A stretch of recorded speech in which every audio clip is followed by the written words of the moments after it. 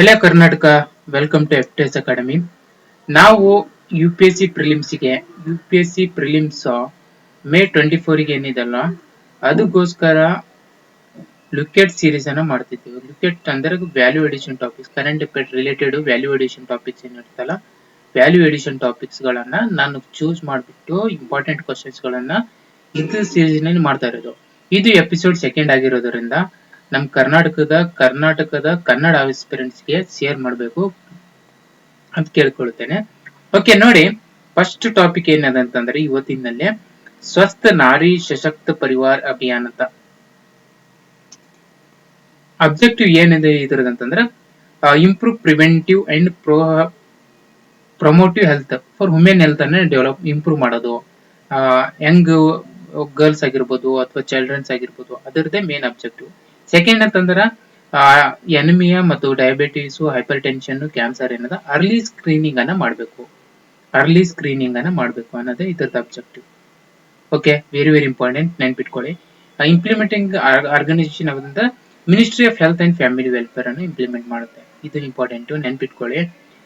Next key components of the scheme ಏನು? ಸ್ವಸ್ಥ ನಾರಿ ಸಶಕ್ತ ಪರಿವಾರ್ ಅಭಿಯಾನದ ಕೀ ಕಾಂಪೋನೆಂಟ್ಸ್ ಏನಂದ್ರೆ ಹೆಲ್ತ್ ಕ್ಯಾಂಪ್ ಸೆಟ್ ಆಯುಷ್ಮಾನ್ ಆರೋಗ್ಯ ಮಂದಿರಸ್ ಏನಿರುತ್ತಲ್ಲ ಅಲ್ಲಿ ಹೆಲ್ತ್ ಕ್ಯಾಂಪ್ ಅನ್ನ ಮಾಡಬೇಕು ಫಸ್ಟ್. ಸೆಕೆಂಡ್ ಅಂತಂದ್ರೆ ನ್ಯೂಟ್ರಿಷನ್, ರಿಪ್ರೊಡಕ್ಟಿವ್ ಹೆಲ್ತ್ ಮತ್ತು NCD ಅನ್ನ ಇಂಪ್ರೂವ್ ಮಾಡಬೇಕು, ಅದು ಫೋಕಸ್ ಮಾಡಬೇಕು.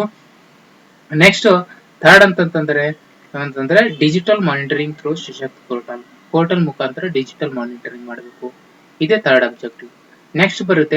ನೆಕ್ಸ್ಟ್ ಇದು ಏನ್ ಪ್ರಿಲಿಮ್ಸ್ ಪಾಯಿಂಟ್ ಆಫ್ ವ್ಯೂ ಏನು ಇಂಪಾರ್ಟೆಂಟ್ ಅಂದ್ರೆ ಇದು 2025 ಲಾಂಚ್ ಮಾಡ್ತಾರೆ. Okay, community based health campaign ಇದು ಇಂಪಾರ್ಟೆಂಟ್ ಇಟ್ಕೊಳ್ಬೇಕು. ಆಪ್ಷನ್ಸ್ ನಲ್ಲಿ ABCD ಅಂತ ಏನು ಆಪ್ಷನ್ಸ್ ಕೊಡ್ತಾರಲ್ಲ ಅದರಲ್ಲಿ ಈ ತರ ಕ್ವಶನ್ಸ್ ಗಳು ಕೇಳ್ತಾರೆ. ಯಾವಾಗ ಲಾಂಚ್ ಮಾಡ್ತು ಅಥವಾ ಕಮ್ಯುನಿಟಿ ಹೆಲ್ತ್ ಬೇಸ್ಡ್ ಪ್ರೋಗ್ರಾಮ್ ಹೆಂಗೆ ಅಂತ ಕೇಳ್ತಾರೆ. ಹಿಂಗ್ ಕಡೆ ಪೋಷನ್ ಮತ್ತು ವುಮೆನ್ ಹೆಲ್ತ್ ಇನ್ಸ್ಟಿಟ್ಯೂಟ್ ಲಿಂಕ್ ಮಾಡಿರ್ತಾರೆ. ಈ ತರನ ನಾವು ಕ್ವಶನ್ಸ್ ಅನ್ನ ಪ್ರೇಮ್ ಮಾಡ್ತಾರೆ, ಅದಕ್ಕೆ ನೆನ್ಪಿಟ್ಕೊಳ್ಬೇಕು.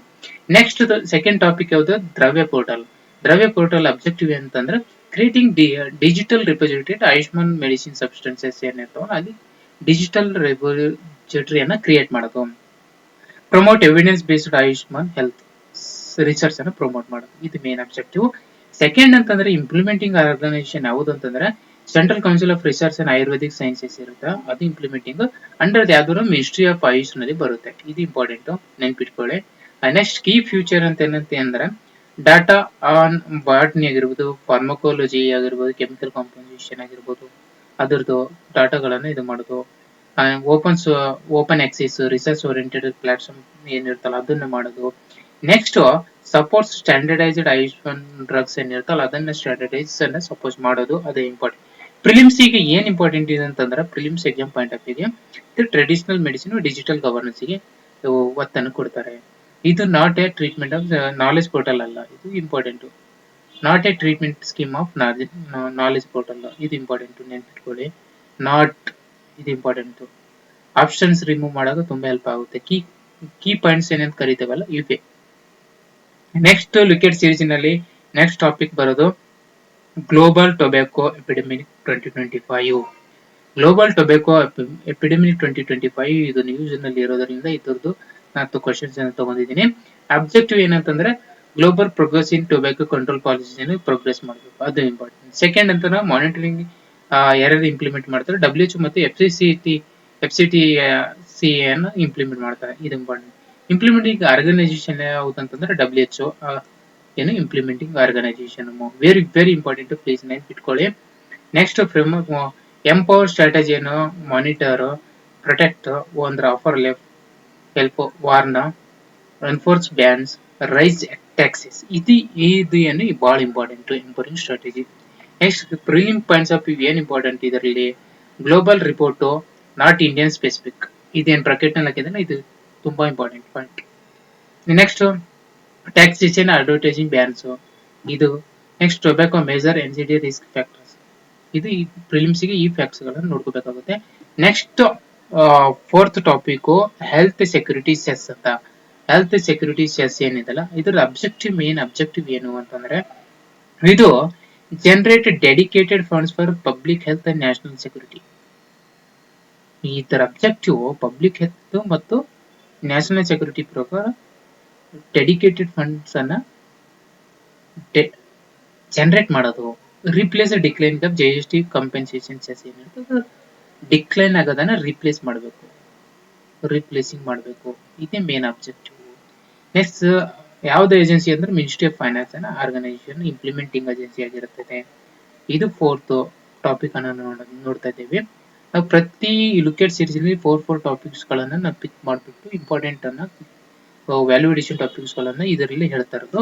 ಅದಕ್ಕೆ ನೋಡಿ ನೆಕ್ಸ್ಟ್ ನೋಡಿ